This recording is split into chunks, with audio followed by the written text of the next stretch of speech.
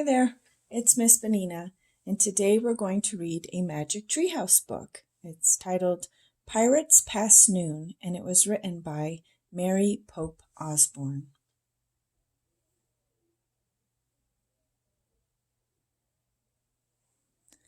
Chapter 1, Too Late. Jack stared out his bedroom window. The rain kept falling and falling. The TV said it would stop by noon, said Annie, his 7-year-old sister. It's already past noon, said Jack. But we have to go to the treehouse, said Annie. I have a feeling the M person will be there today. Jack pushed his glasses into place and took a deep breath. He wasn't sure he was ready to meet the M person yet. The mysterious person who had put all the books in the magic treehouse. Come on, said Annie. Jack sighed. Okay, he said. You get our raincoats and boots. I'll get the medallion and bookmark. Annie ran to get their new rain gear. Jack reached into his drawer. He took out the medallion. It was gold. The letter M was engraved on it. Then he took out the bookmark. It was made of blue leather. It had the same M on it. Both M's matched the M that was on the floor of the treehouse. Jack put the medallion and bookmark into his backpack. Then he threw in his notebook and pencil. Jack liked to take notes about important things. I got our rain stuff, called Annie. Jack picked up his pack and went downstairs.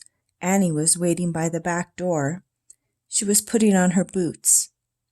Meet you outside, she said. Jack pulled on his raincoat and boots. Then he put on his backpack and joined her. The wind was blowing hard.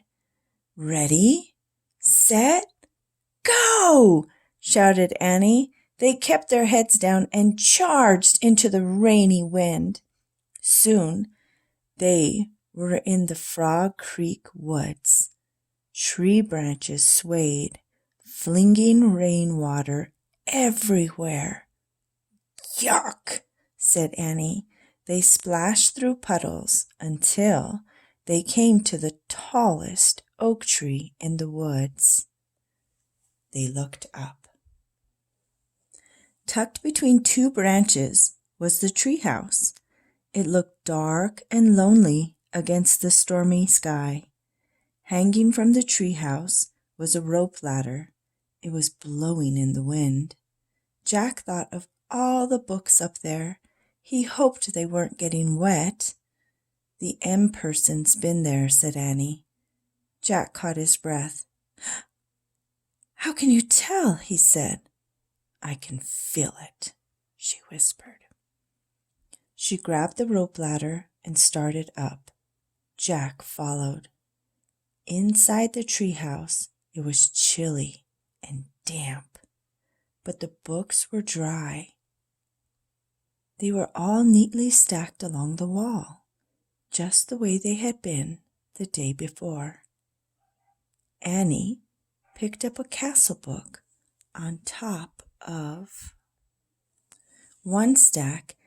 It had taken them to the time of castles.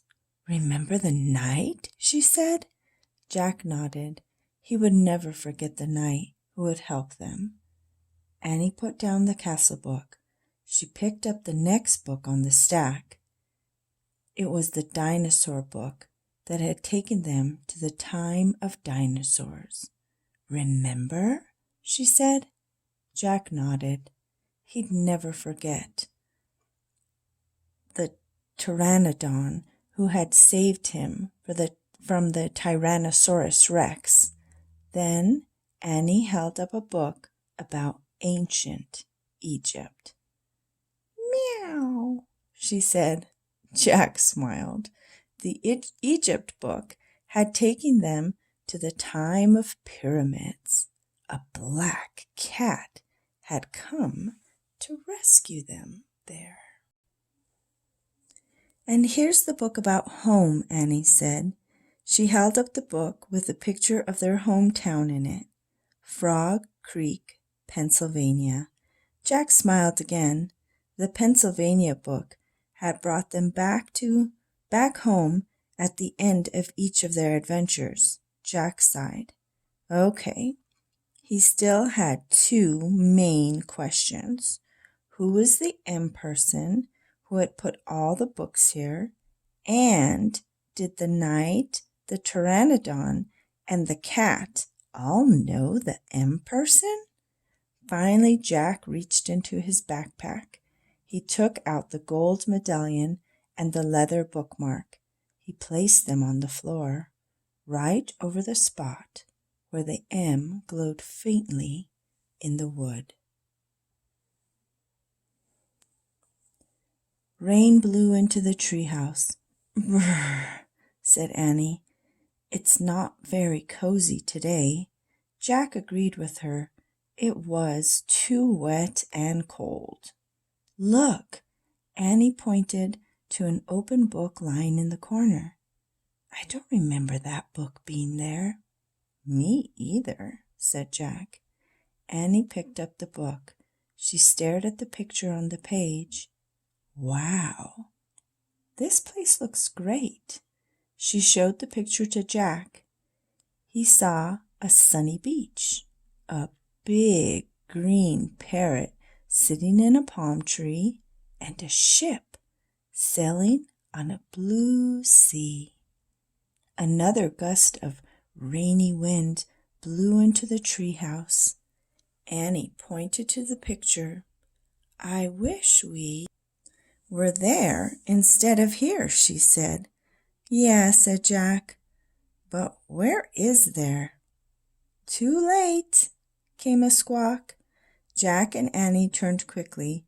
Sitting on a branch outside the window ledge of the treehouse was a green parrot, exactly like the parrot in the picture. "Too late," the parrot squawked again. "A talking parrot?" said Annie. "Is your name Polly? Can I call you Polly?" Suddenly the wind started to whistle. "Oh, no.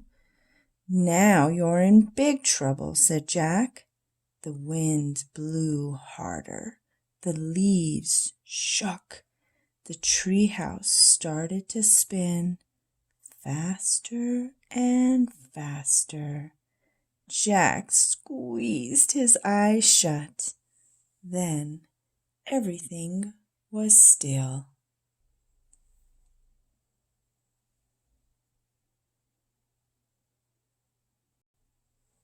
Absolutely still.